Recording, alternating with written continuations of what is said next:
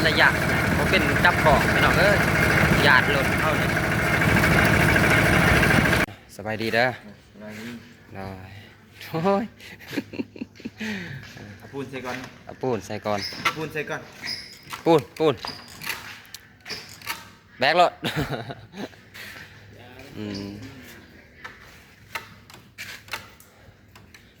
ซื้อยังอยู่ฮะตีภาษาตอนสีขาวบากพี่น้อง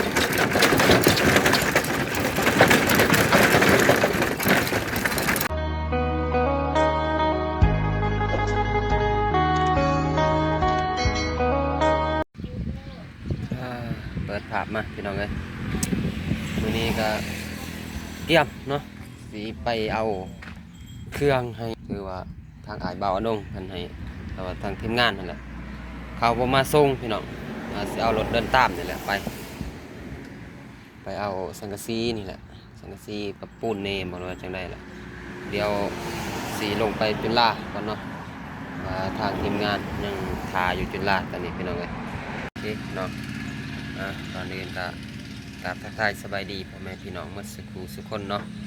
ว่าสิอยู่ภายในหรืออยู่ต่างประเทศก็ยินดีต้อนรับเข้าสู่ช่องบามิกพี่น้องวันนี้ก็นี่แหละเดินตามไปเอาเครื่องพี่น้องแต่ว่าอยู่บ้านจุฬาพุ่นแหละออกมาในบ้านกันดอนก็สิลงไปจุฬาเลยตอนนี้เนาะพี่น้องเนาะเพราะว่าทางบาเมกกับบาเจ็บยังรอทาอยู่ห่างตอนนี้คือว่าเขาบ่มาส่งพี่น้องเครื่องมันหน่อยเน่เขาเลยมาส่งบ่ได้ก็เลยว่าสิเอาเดินตามอยู่เพื่อนเองนี่แหละไปเอาให้ห้องน้ำของน้องจันทนาพี่น้องว่าน้องพินบ่แม่นเนาะเป็นน้องจันทนาพี่น้องเลยโอเคพี่น้องเดี๋ยวบ่มีกะสิกะเกียมเลยเนาะขี่รถออกก่อนพี่น้องเลยขี่รถเบิ่งน้ำมันก่อนสักว่าไว้พี่น้องมันรถก่อนบ่โอ้อาจจะยังอยู่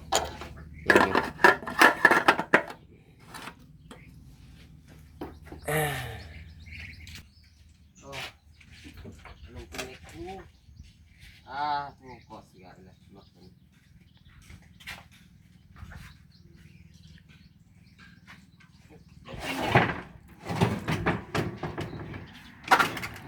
โอ้เพื่อนรถตัวสิไป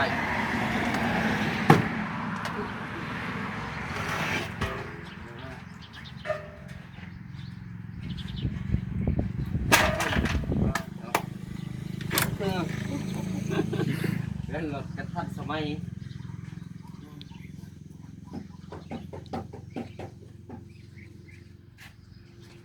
ตัดเครื่อง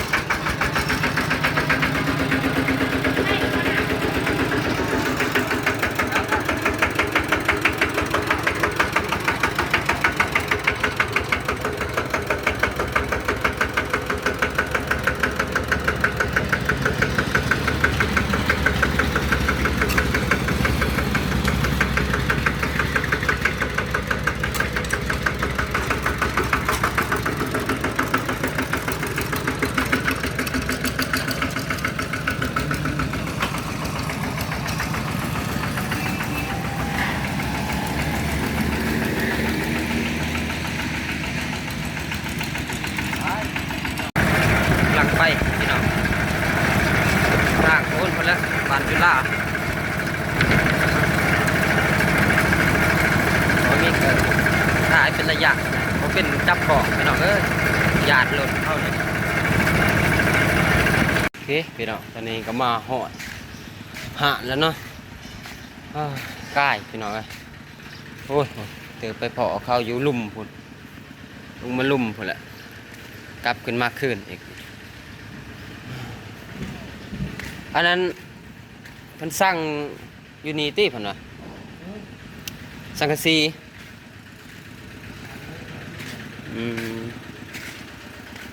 แต่รอทาทั้งบ่เจ็บกับบ่เมียกมากก่อนพี่น้องทักตัวได้แหละมันสิเอากับบ่หูเนาะ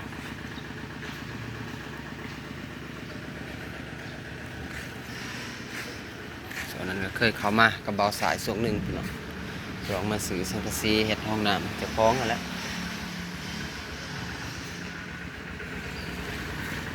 ทาเพิ่นก่อนเขานึงพี่น้องทาอันนั้นมาก่อน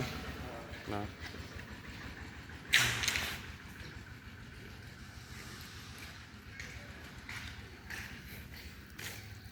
สืบเบิ่งรถก่อน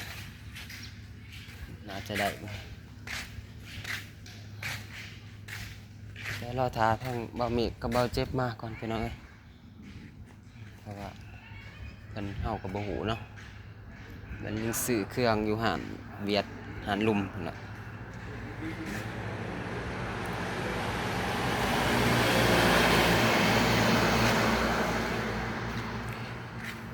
แต่ว่าสิเป็นตัวนี้บ่สังกะสีสังกะสีนั่นนี่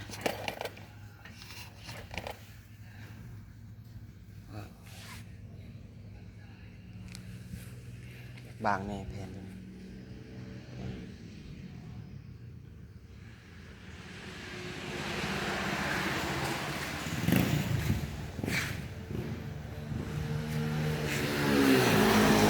สื่อยังเนาะคือว่าดน รอทาเพิ่นก่อนพี่น้อง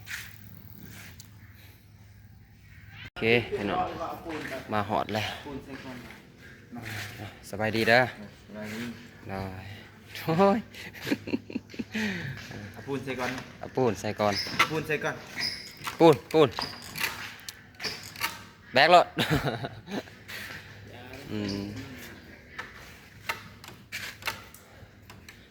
ซื้อยังอยู่ฮะ พอดีเหรอ ซื้อล็อกซื้ออะไรก่อน พอดีผสม จะได้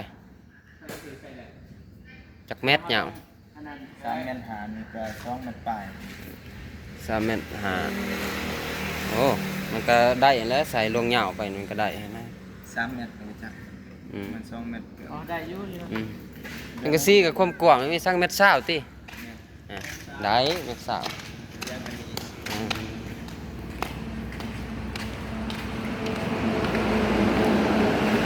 จักแผ่นถึก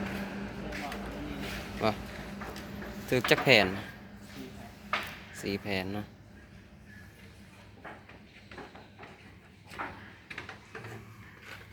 คนก็ต้องใส่กำลังนะ ใส่ลังหลาย ก็ขึ้นเลยบ่ปุ่น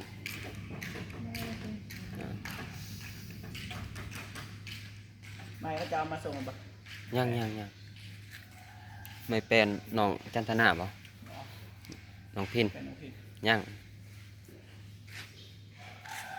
ตอนแรกบ่เราจะเขาสั่งแล้วบ่ ให้อายนงสั่ง อ๋อ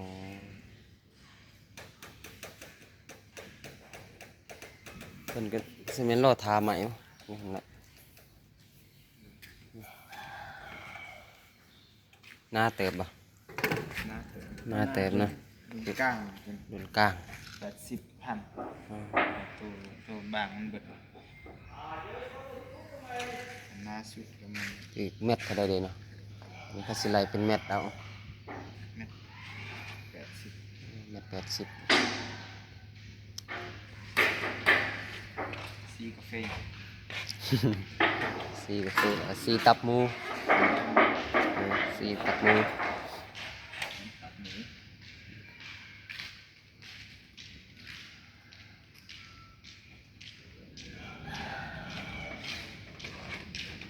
ส่สุดใหม่เนาะแบกปูนเนี่ย สบายดีเด้อสบายดี แดดแดดลำแด เวีย ด ดคนเวียดเราเล่าวได้อยู่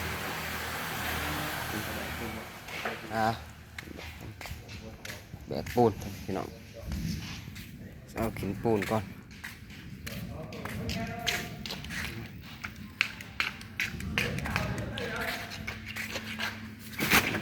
ไปอยูหันก็ได้อะนั่นแหละซ่องสอบบ่ซ่องสอบโอ้มีแต่ปูนแดง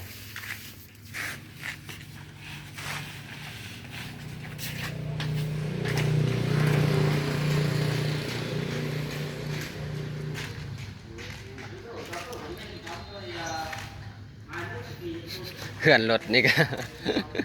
ซื้อได้เฮ็ดใหม่แล้วนะปีนี้นี่ปีหนานี่อ่ะสั่นเหมือนกันนั่นรถนะ2 สอบ พอเสร็จก่อน ทอขึ้นเลยเมฆขึ้นเลยทอใส่ทั้งคางเอาบัดแล้วเขามัดใส่คางนี่บัดแล้วมัด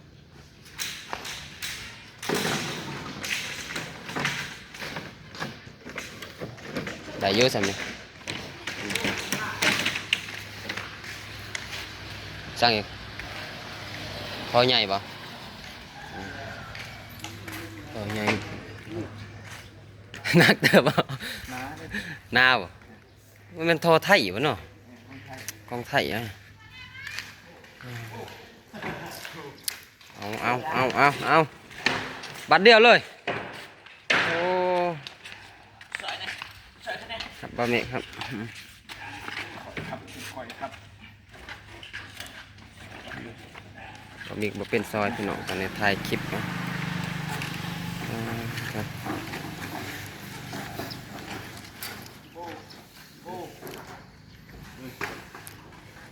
ไปเลย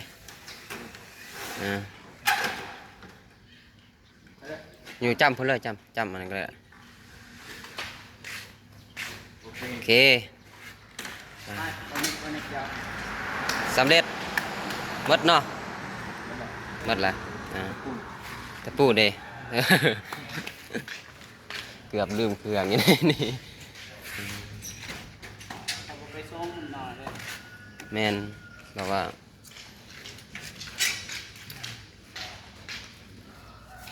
ปูแบบตอกโดยเฉพาะมัดเลยไหวเจนะ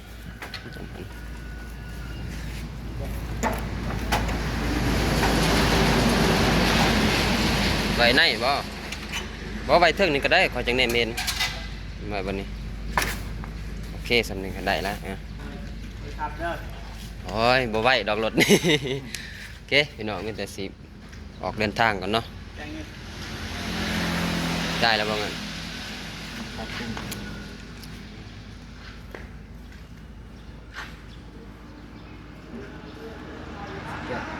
สแกนเอา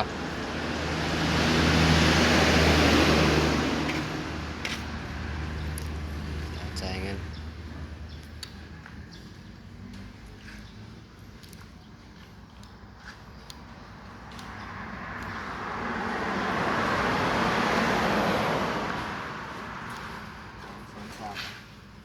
2 เซนสิ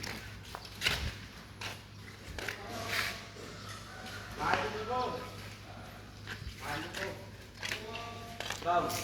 ไม้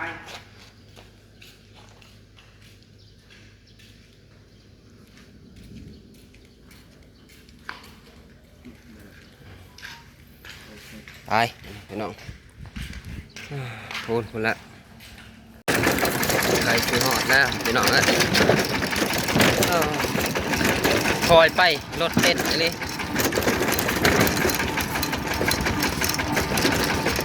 ไว้ก็จักรซีนดังพี่น้องเอ้ย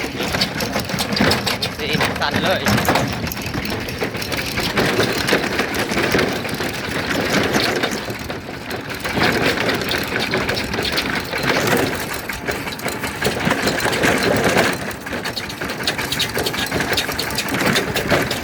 ที่ภาษาทตอนสิเข้าบ้านพี่น้อง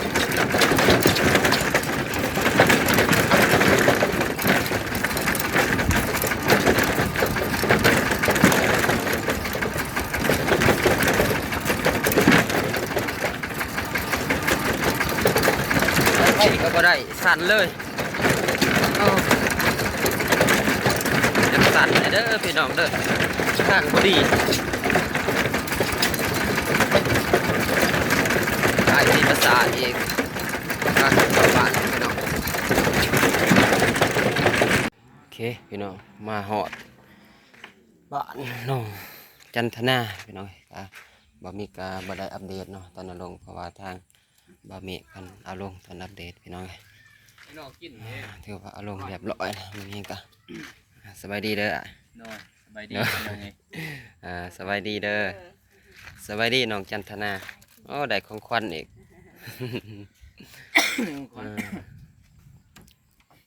ทายมาแต่พุ่นบ่ โดยถ่ายตอนไปเอาแต่ว่าบ่ทันได้จบคลิปเนาะให้ว่าสิจบคลิปก่อน นี่แหละมาเฮ็ดเนาะมาต่อมาเติม มื้อนี้สร้างบ่ได้เข้ามาเนาะ บ่อย่ามัดมือแหละ อืม มืออื่นจัก ว่าเป็นค่าเวียกบ่ พอดีงามแล้วมันแห้งเลย พอดีแข็งดีปะมือหนึ่งพอดีแข็งดี เท่มันแห้งเลย อืม อื่นมากก็ตัดรังแล้วเฮ็ดมุ้งเลย ไม้นี่เอาไม้เท่านั้นเลยบ่ ซื้อหมดน่ะบ่ บ่ไม้นี่เอาไม้หันเลยบ่ ผู้ครบติผู้สังสีได คนนี้บอส เนาะ ลาย ซ้ำสีตรง โอ้โหแต่ว่าทางนี้ ซ้ำนี่เป็นแก๊สเลยติ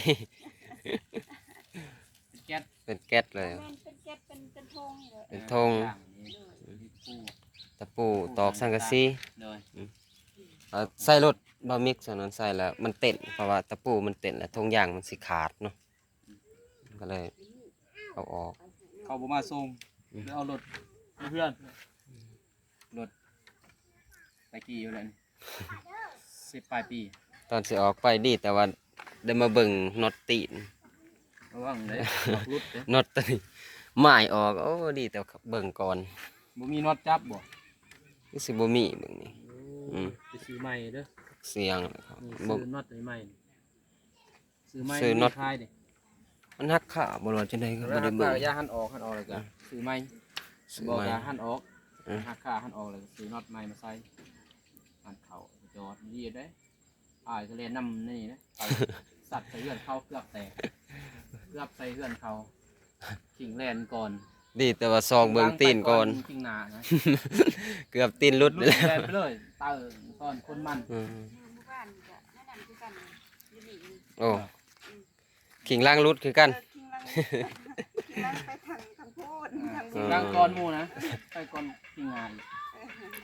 ไปแกมันเห็นบ่นุ่งกะ อืม ไอ้คนมันแต่ว่าบ่ได้คนมันหรอกคนเมื่อแบบเมื่อเนี่ยเขาก็อ๋อห้องเลยแต่นี่แต่ทางนาทางหลังจ้ะ เนาะ ทางนาก็คือเห็นแหละตีนงองสมองกระทบกระเทือนน้องสาวอยู่เทือนเฮ็ดเวียกบ่ได้จัง มันน็อตขาดเลยแต่นะ บ่ได้เวียกเลยน้อง พอเพิ่นสินักก็ว่ามันทับบัดรถมันทับม็อกมันอืมทับแอว ดีบ่ดีเก็บแหละโซ่เลยอยู่โซ่ซ้ำอยู่บ่ดีง่าย ถ้ามันบ่ผงไปซื่อๆแค่นี้เนาะนี่แบบคันม็อกอันนี้ยังแค่นี้นะมันม็อกเล็กมันนักได้ม็อกเล็ก นักเลยทับ มันทับอะ ทับใส่ตัวนี้ไป แต่ว่าผู้อื่นหั่นเข้าชีวิตหมดมีแต่เอื้อยเพิ่นผู้เดียวหั่นน่ะ ในกองรถเลย กองรถเลย ที่ต้องเป็นอย่างที่ทัวร์มาทับทัวร์ทับทัวร์เนี่ยจะทุบใส่ยีน เนาะ กระแทกใส่ยีนเพื่อนอนเดี๋ยวนี้ก็บริเวณเวียกอยู่ที่เพื่อน เฮ็ดเวียกบ่ทันได้ ที่นี่ ช่วงเก็บกาแฟเด้เดือน11นี่ อยู่กับพี่เมทัลเมทัลอะไรอยู่กับพี่คิดครับแต่สั้นแล้วอาจจะกลับก่อนนี่เด้อก ลับเลยบ่ อืม เด้อ เดี๋ยวมันคำเขาไปบันเงินใหม่ระยัด อืม เขาไปงัดเป็นยังเป็นรุ่นเป็นรุ่น เด้อ เอาปูนเอาหยังเรียนปูนเนี่ยยันน้ำได้เข่า เอาปูนยังอยู่คุณบ่ ปูน1 5 4 5 2อยู่เรียนปะอยู่ในดี แล้วเต้อันนั้นเก่า ๆยัง ยัง 1 ภาสิบ1ใน1 1 ภาสิบ โดยเด้อเป็นก็สิได้กลับแล้วพี่น้องเอ้ยมีแต่รอทาเนาะสร้างบ่ได้มามื้อนี้มื้ออื่นพุ่นน่ะแต่มื้ออื่นพุ่นน่ะพี่น้องเอ้ยสิได้อัปเดตใหม่ มาเด็ด เนาะ มาที่เสา โอ้ยเต้นเลยรถนี่ก็มันสิเล่นได้ไว้ค่อยมา3-4หอด หักหมดเลย สิได้เฮ็ดใหม่แล้วนะเฮือนนี่สิได้หมางออกเฮ็ดใหม่หมดแล้ว มาเลยรถ มันโยกแยกหมดแล้วนี่ เฮ็ดตัวนี้ อืมยันแตะเล็กมันหักมันจักมันเป็นอันนี้ หักหมดเลยแล้ว เล็กหักหมดเลย ว่าเรือพออันเลย เฮ็ดเอาเหล็กมาสอดนี่มันหัก อืม มันอยู่เทิงเลยเลยบ่หัก ปลาถึงแล้วเนาะ ปล่อยในนี่มันหักเอาเหล็กมาสอดนี่มาแปลนนึงพอไปดำมันเงี้ยๆดิเอาขึ้นมาปุ๊บเนี่ยก็จอดเด้จอดแบบทุกอันเลยเป็นยังบัด ก็มีแต่สิจบคลิปก่อนพี่น้องมีแต่นั่นแหละไว้พอๆกันคลิปหน้าพุ่นแหละ